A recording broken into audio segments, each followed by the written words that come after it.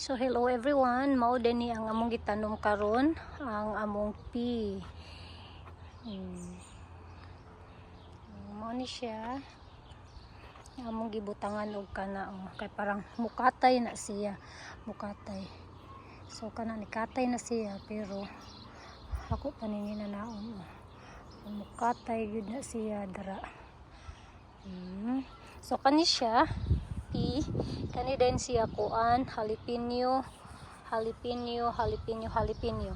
Dayon, daghan pa mi diri wala pa nabalhin kay gagmay pa man kaayo. Ang pea nabalhin na, then ang sweet pepper maupay pagpanubo. Dayon ang thyme, daghan na pud siya. Dayon ang rosemary, wa pa jud nagpatigbabaw maski isa. So sa diri to ang peace food.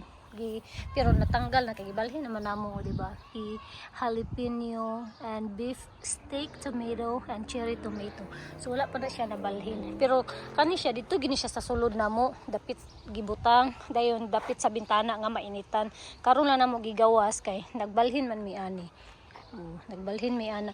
Di na pa mi duha ka buok ngin ani nga tamnanan para ani nila.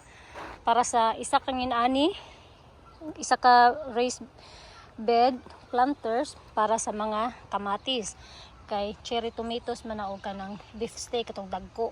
Dayon ang isa pod para na pud to ani sa kuan para sa sweet pepper, thyme ug rosemary. So mao na siya.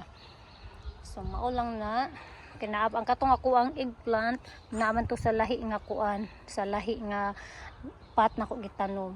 So kani ako pa ni siyang ipakuan, katay naman ni siya ganina pero karon nanguan na pod. So ako na po ni siyang ipakatay no.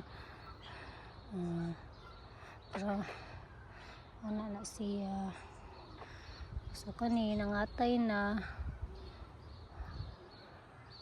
So kani diri ka magkatay sa imuhang kuan dana kaugalingon. Ikaw po diri ka sa sus nagkuan na diri po din ako siya ipakatay sa iyang kuan.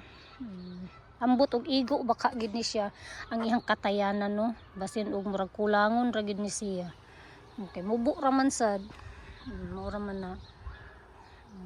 Thank you guys so much for watching, until our next vlog.